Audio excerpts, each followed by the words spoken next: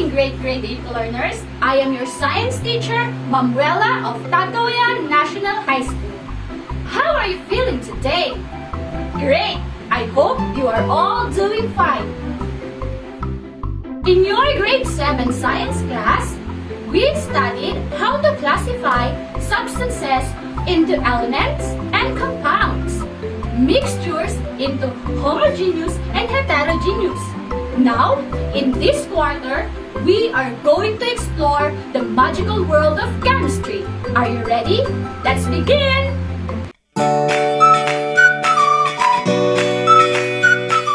For our most essential learning competency, explain the properties of solids, liquids, and gases based on the particle nature of matter. At the end of this video lesson, you should be able to define matter, identify the properties of solids, liquids, and gases based on the particle nature of matter. Compare the three states of matter based on shape and volume. Let's get started!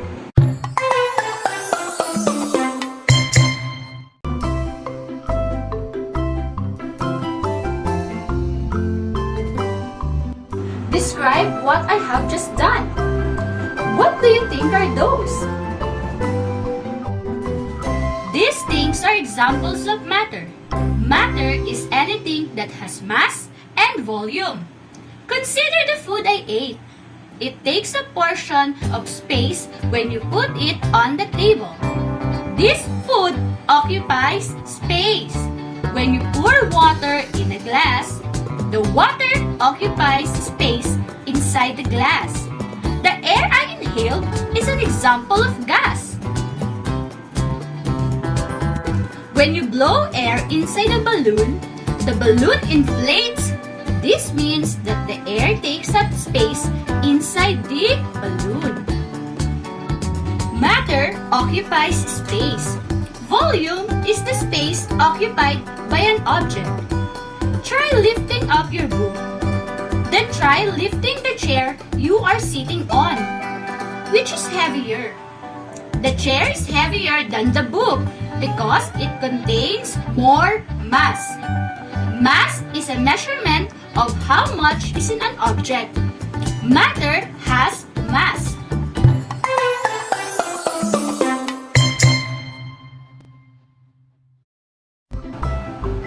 I have here matter station. Let's start with solids.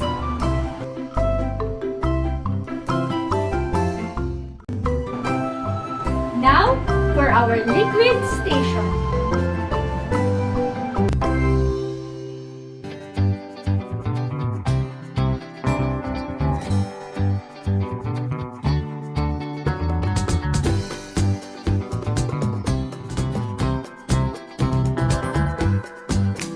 In your grade 7 class, you have encountered heat and light.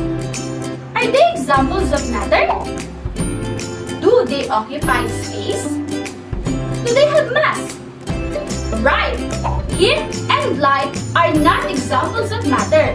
They are form of energy. What do you think will happen if I transfer this laboratory glass funnel to another container? How about this water? And the gas inside this balloon? Let's compare these states of matter based on their shape and volume. Let's start with solid. Does this laboratory glass funnel change its shape?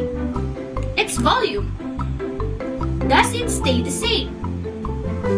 So, do solid have a fixed shape? Yes. Do solid have a fixed volume? Yes, because the space the object occupies doesn't change.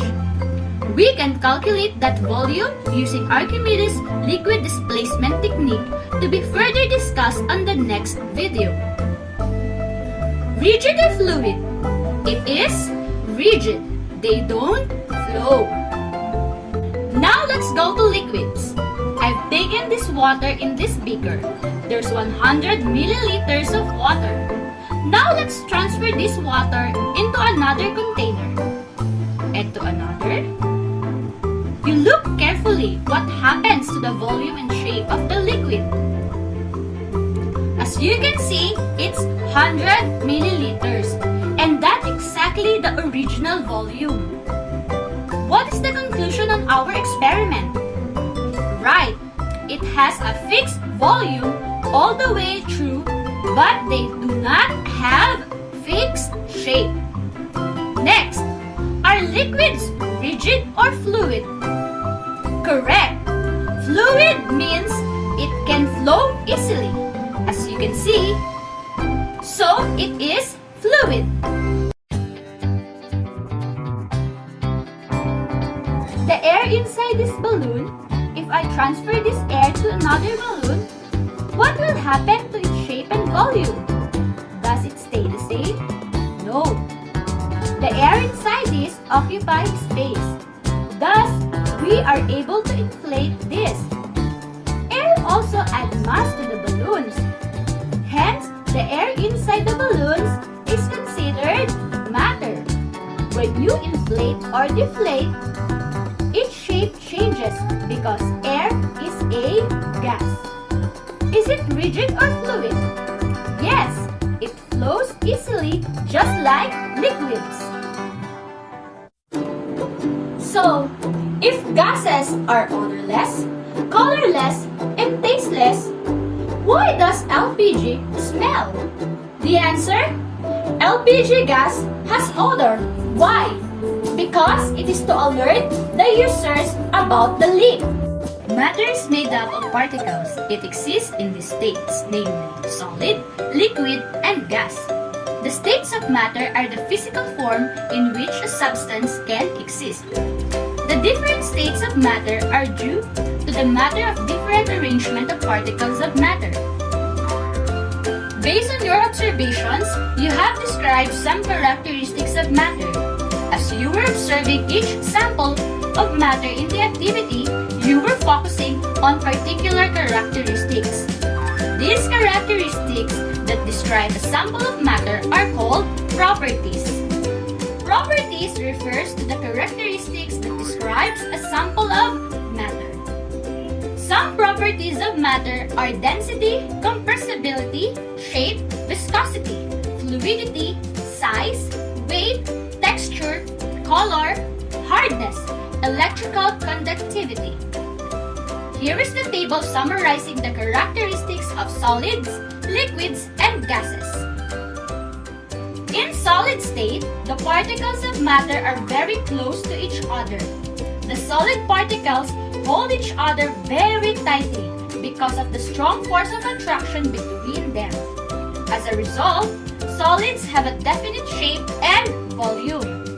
This means that solids maintain its shape and volume even if you transfer it to another container. Solids don't flow easily unlike liquids and gases. In liquid state, the particles are packed closely together. The particles in liquids are much farther than the particles in solids. So, the force between them is weaker than in solids. Therefore, liquid has no definite shape. This means that liquids take the shape of its container in which they are kept. However, liquid has definite volume. It means that liquids don't change its volume even if you transfer it to another container. Liquids flow easily. In gases, the particles of matter are very far, so they can break away from each other, and so the force of attraction between them is very weak. Thus, gases have neither a definite shape nor volume. It can fill the entire space or volume of a container irrespective of the container's size. Like liquids, gases also flow easily.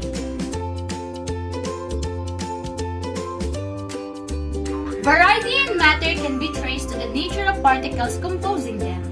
One example of matter noted for its variety form is water. Water is a common substance that we encounter every day. Let's discover the states of matter with water.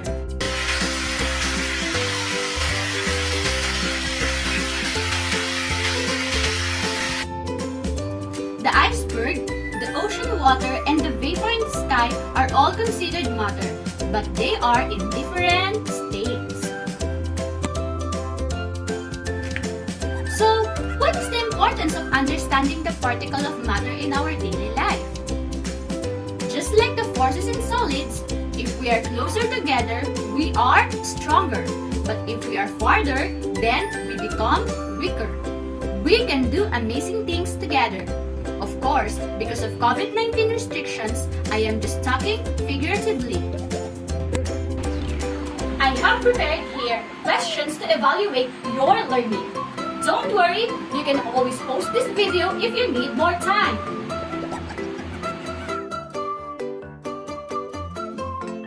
Remember, just like the particles of matter, united we stand, divided we fall. This has been your teacher Wella. Stay safe and thank you!